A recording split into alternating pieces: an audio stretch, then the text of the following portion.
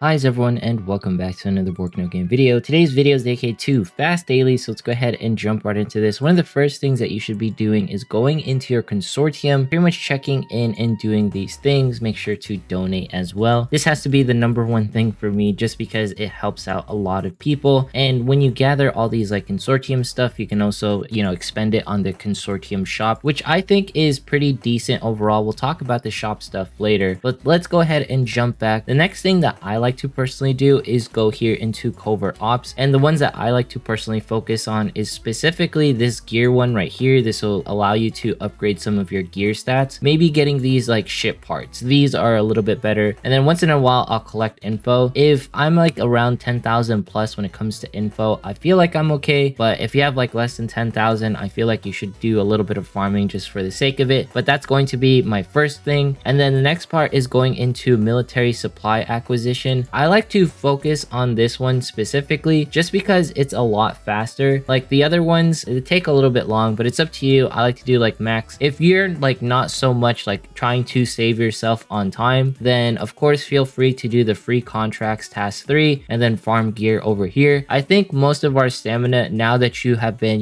playing the game for quite some time, you should mostly be focusing on farming gear. If you have enough APT cores, then you should be good. If you're not farming APT cores, feel free to go to this artifact reveal site to get more skill upgrades. But honestly, you should be mostly on the gear grind now, like speaking for the relatively long part of the game. Just like in Epic 7, the long haul of the game is you're either dog walking or you're farming gear. The next thing that I like to focus on is doing some of my simulations. I'll just go here, prepared to operate, and this is like the squad I've been running. Let's just go ahead and run it. And I like to do like 2 max runs. We're not actually going to do the 2 runs, do every single fight with this team in particular. Now most of this is just holding the enemy back, fending them back, so you can run a bunch of like pretty much tanks or DPS, whatever you need to do in order to keep them at bay. But honestly, when it comes to like supply, I feel like most people have the teams to tackle it, because if you have like a group of 8 people all above level 100 and you have max skills on them, a majority of units will be able to tackle this area with ease. And all you essentially have to do for this one is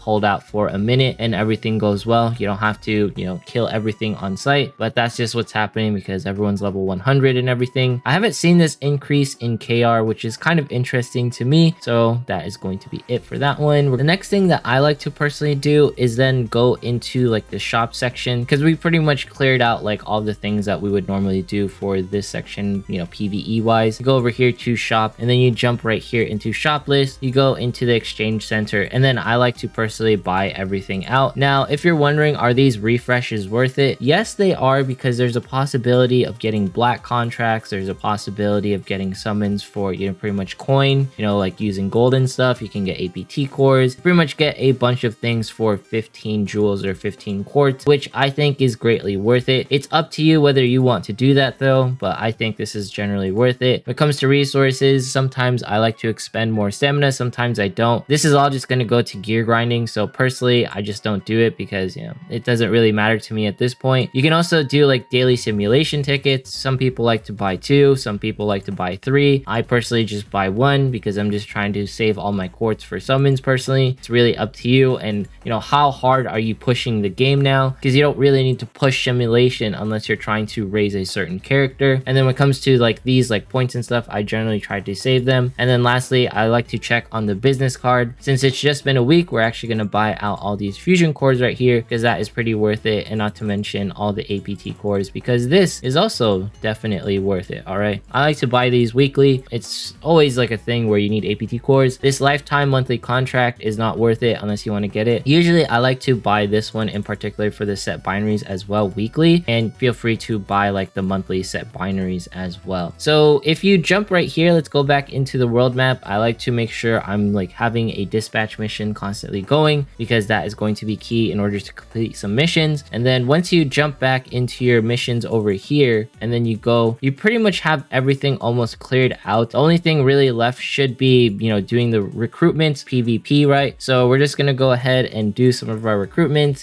the daily ones. Honestly, when it comes to this might be like either the funnest moment of the day or pretty much the most disappointing. Oh my god, are you kidding me? This is, yo, we take those. That is insane. Please RNG, control yourself a little, all right? Wow, I did not see that coming. I don't think that's gonna happen like round 2. That's the first that's ever happened to me. Like, oh my god, all right. Oh no, is this really gonna happen? Is this one of those days? Okay, no, we're good. If I got Wick and Hill Day there, I would have felt really bad, but we got Jake Walker, thank god.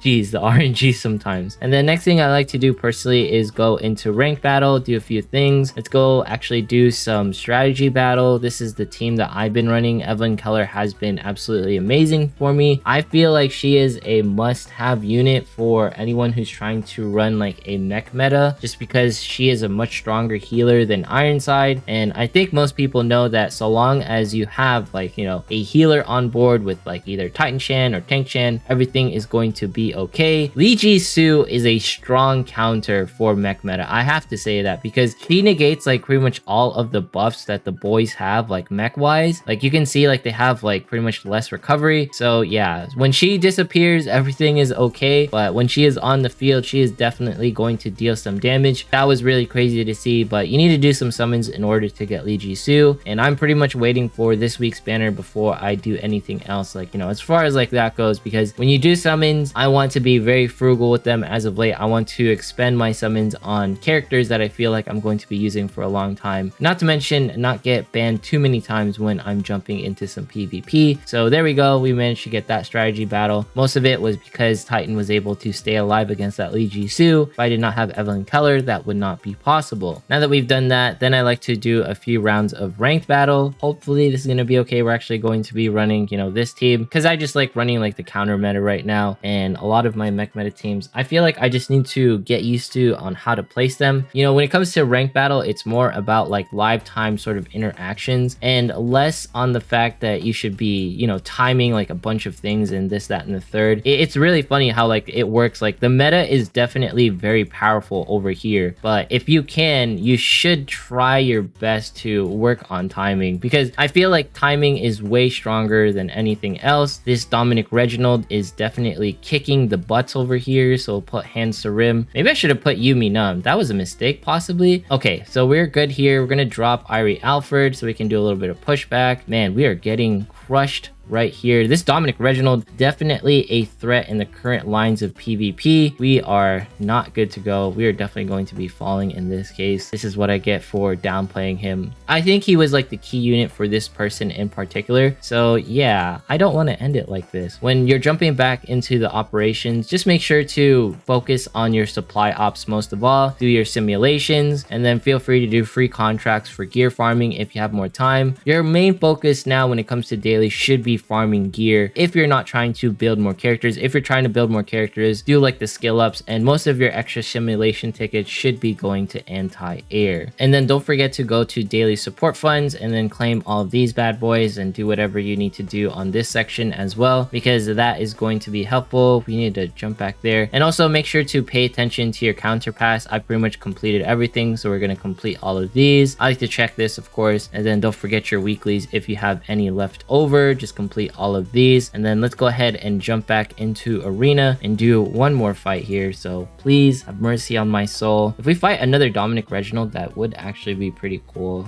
I feel though that I've done everything that I could, so we're gonna drop our Yumi Na, and they're dropping their units. That's interesting. I did not think someone would actually run that on the first turn specifically. We're gonna drop more rangers over here, drop a stun as well. I want to put Evelyn Keller on the, where is Evelyn Keller, so we can get some heals on Yumi Lee. Okay, so we get some heals right there. We'll drop Irie Alfred as well, so we can get a little bit of more tank action right here, because Yumi Lee might be falling. Oh my gosh, Titan Shan just like pretty much, oh, I thought everyone like just died there. I was really scared. All right, so as long as we can take down Titan Shan over here, and then we'll drop Yumi Lee to get some more like, you know, pretty much pushback right there. And we might, I feel like we should technically drop Hans Sarim to get some more damage going on. And I like to run more rangers in the back because they can hit, you know, pretty much all the different units. And so long as we can take this down, and then we pretty much drop Mr. Snake Eyes over there, we should be good. All right, so if we win this exchange, we should be good. You never know what can happen like in these fights. There can always be like sort of like a turnaround effect, but we managed to get the win there. Rangers overwhelming them, that has to be like the biggest thing for, you know, this team in particular. The more rangers that I have, the more ways that I can counter defenders. Parent lately in like the meta. Hopefully this told you or showed you a way on how to do your dailies even faster, because that was my goal for today's video. Anyways, if you made it this far, consider subscribing, dropping a like, leaving a comment, follow me on Twitch, follow me on Twitter. Once we hit 25,000 subs, we're doing a giveaway. Thanks so much for watching. Have yourself a fantastic day, and I will see you in the next one.